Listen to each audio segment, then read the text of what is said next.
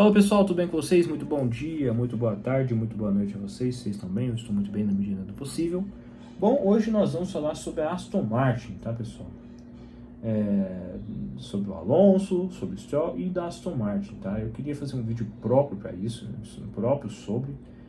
porque a gente tem algumas considerações a se dizer aqui sobre esses dois aqui, tá? Sobre essa equipe, inclusive, né?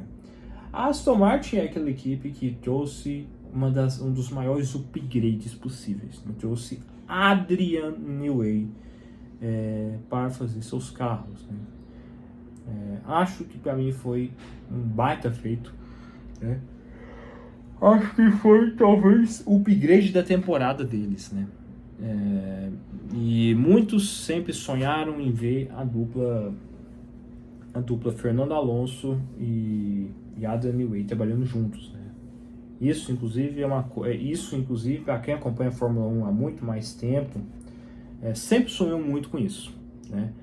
Porque naquela época do Alonso na Ferrari, todo mundo queria ver, né, o melhor piloto, né, que no caso era o Alonso, e o melhor projetista, né, que é, né, o Adrian Newey, né?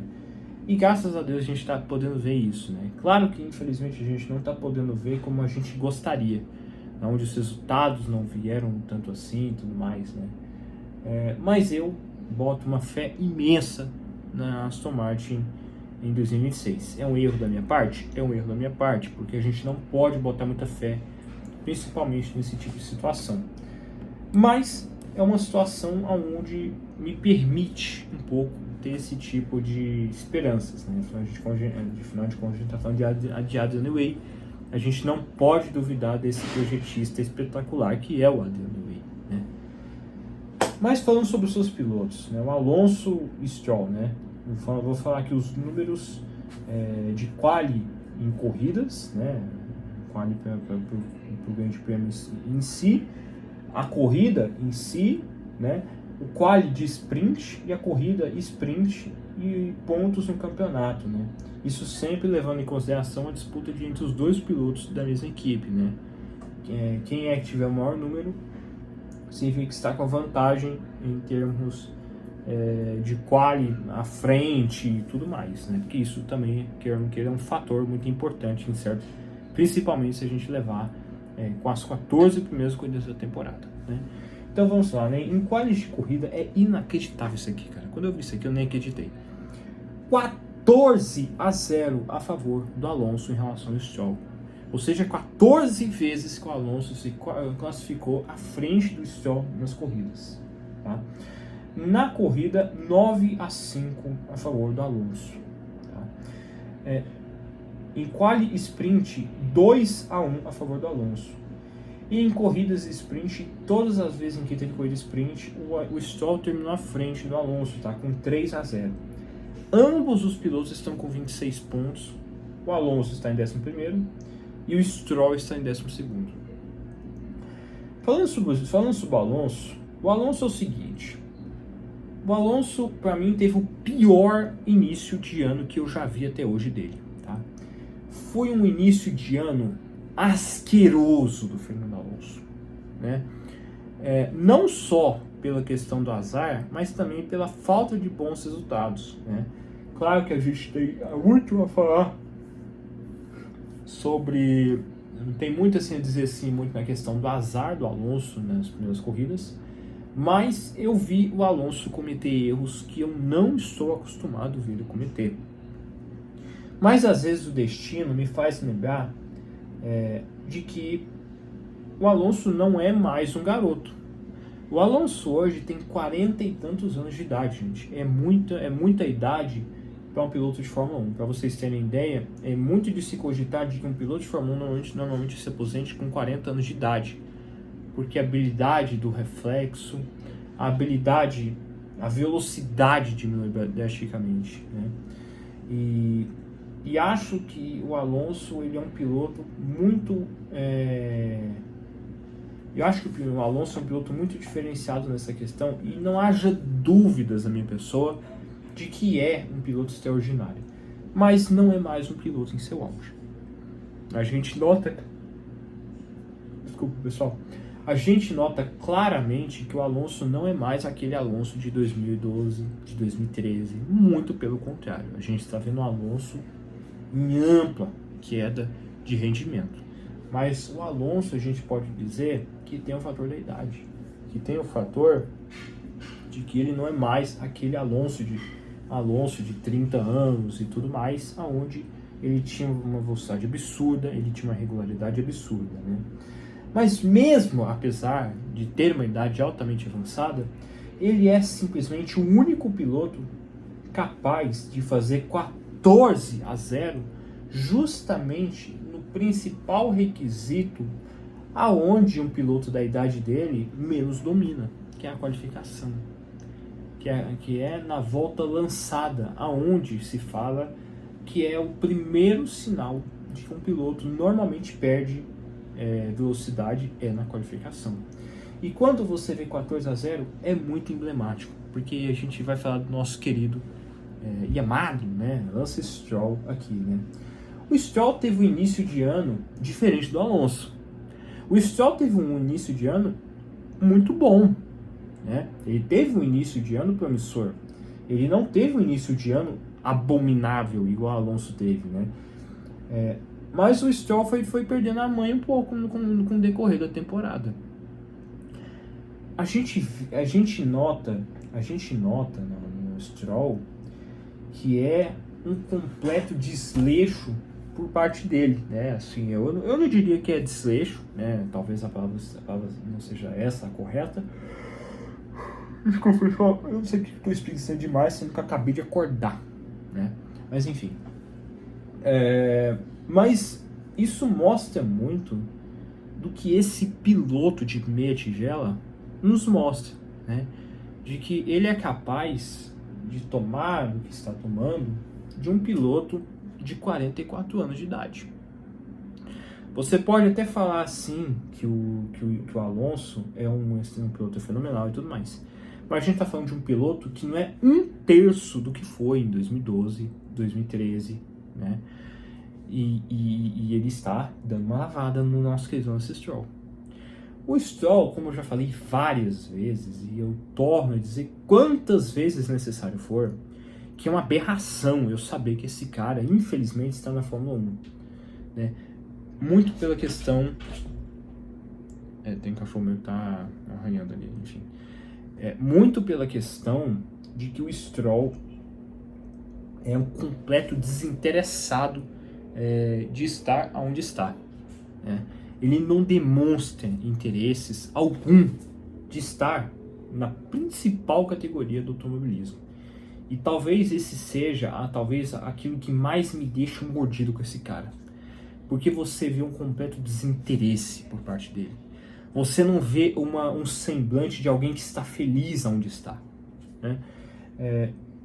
E quando você está na Fórmula 1, num lugar tão acirrado e tudo mais, e você vê um cara que tem uma chance única, e que tem tanta gente desejando querer estar onde ele está, é que me faz ter ranço desse cara, né? Mas, ranços à parte, eu não vou deixar de negar aqui que o Stroll teve um início de ano muito bom, né? Mas eu torno a dizer a vocês quantas vezes necessário for que eu abomino a existência desse cara pilotando um carro de Fórmula 1. Ver este piloto guiando um carro de Fórmula 1 é uma ofensa, né? E eu, por mais bem que ele esteja, para mim me parte muito mais do bom senso de que é uma obrigação dele. Porque ele não tem pressão alguma, porque ele não tem um terço da pressão de que os pilotos têm. Fórmula 1 é um ambiente de pressão. Fórmula 1 é um ambiente onde você tem que mostrar resultados. Fórmula 1 é um lugar onde existe a cobrança.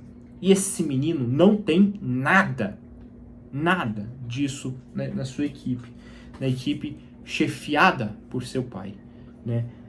Então, eu tenho por mim mesmo a dizer assim que um cara que toma 14-0 em qualificação mostra muito o que é o Lance Stroll na Fórmula 1. Um completo desinteresse, um completo semblante de alguém displicente e cansado de estar ali. Mas que infelizmente não deixa o osso da sua incompetência cair, né? Por mais que a gente abomine a existência do Lance Stroll nas corridas, infelizmente ele não larga a porra do osso. Eu infelizmente tenho que ver esse cara pilotando um carro de Fórmula 1, né? Beleza, eu entendo que eu tenho meus elogios ao Lance Stroll, e eu entendo que às vezes eu fujo um pouco do racional quando eu falo desse cara, mas eu abomino muito a existência desse cara pilotando um carro de Fórmula 1, tá?